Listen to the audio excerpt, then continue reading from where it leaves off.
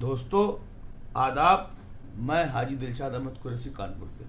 दोस्तों सबसे पहले हाथरस में जो बेगुनाह लोग मारे गए हैं, जो बच्चे महिलाएं दबकर मरी हैं, सबसे पहले उनको शोक प्रकट करता हूं और ईश्वर से प्रार्थना करता हूं कि ईश्वर उन्हें अपने चरणों में स्थान दे और उनके घर वालों को इस घड़ी में सब्र दे, सुकून दे।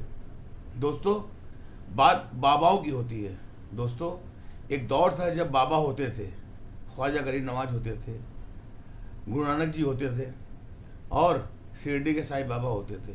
ये ऐसे बाबा होते थे कि जो किसी के सर पे हाथ रख देते थे तो उसका कल्याण हो जाता था और किसी को दुआ दे देते थे तो उसका जीवन सफल हो जाता था। लेकिन उनके पास दूसरे वक्त में कहाँ क्या खाएंगे इस बात की गारंटी नहीं होती थी। ये होते थे बाबा जिन्होंने अपना जीवन ईश्वर की प्रार्थना में बिता दिया और ईश्वर ने जो सिद्धि उन्हें दी, जो ताकत दी, उसके माध्यम से उन्होंने लोगों की मदद की।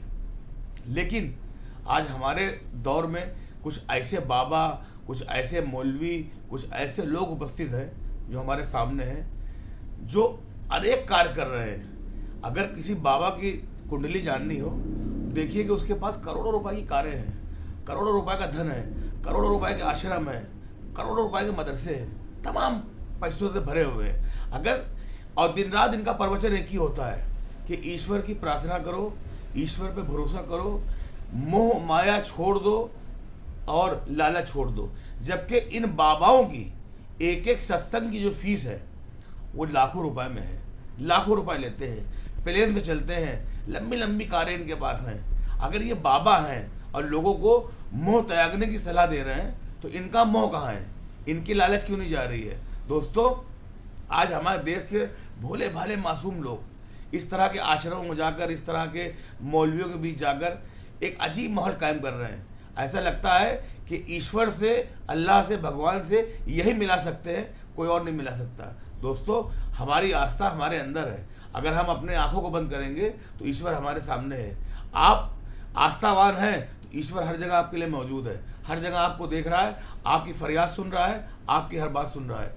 लेकिन हमारे जो कुछ नौजवान हैं बेचारे, कुछ गरीब लोग हैं, वो समझते हैं कि इनके पास जाने से ईश्वर मिलेगा और हमारा कल्याण होगा, जबकि कल्याण ईश्वर ही करेगा।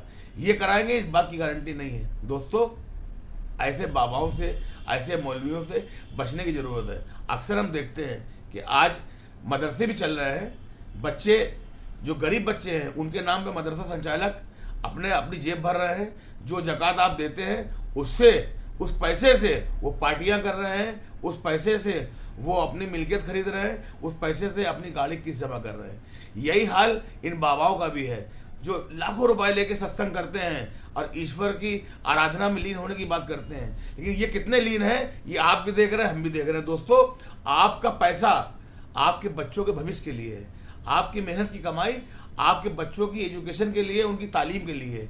आप अपने पैसे को बचा कर रखिए, अपने बच्चों की तालीम पे लगाइए, उनकी एजुकेशन पे लगाइए, कल उन्हें आईएएस, आईपीएस, डॉक्टर, इंजीनियर बनाइए। लेकिन आप अपने पैसे को इस तरह बाबाओं के ऊपर खर्च करना बंद करिए, जबकि ये बाबा किसी लायक नहीं है, ये ना किसी कल्याण नहीं कर सकते, ये केवल अपना कल्याण कर रहे हैं। इनकी आप जीवनी देखिए, इनका रहन सहन देखिए तो आपको लगेगा कि ये अजीब माहौल में जी रहे हैं, अजीब पैसे वाले बनकर जी रहे हैं। मेरी आपसे विनती है कि आप अपने पैसे को बचाकर अपने बच्चों के भविष्य में लगाइए और जितने भी ये मौलवी बाबा इस तरह के घूम रहे हैं शहरों में, इनसे बाज आइए। आप देखिए कि इनके रहन सहन में 5 स्टार जिंदगी जीने के आदी हो चुके हैं ये। लेकिन प्रवचन इस बात को देते हैं कि आप मोह त्याग दीजिए।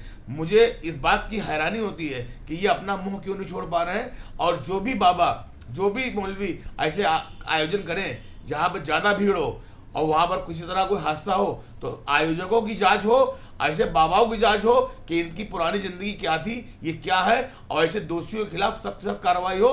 क्यों कि हमारे देश के जनता की जान की कीमत ज़्यादा है इन बाबाओं के मुँह से। धन्यवाद।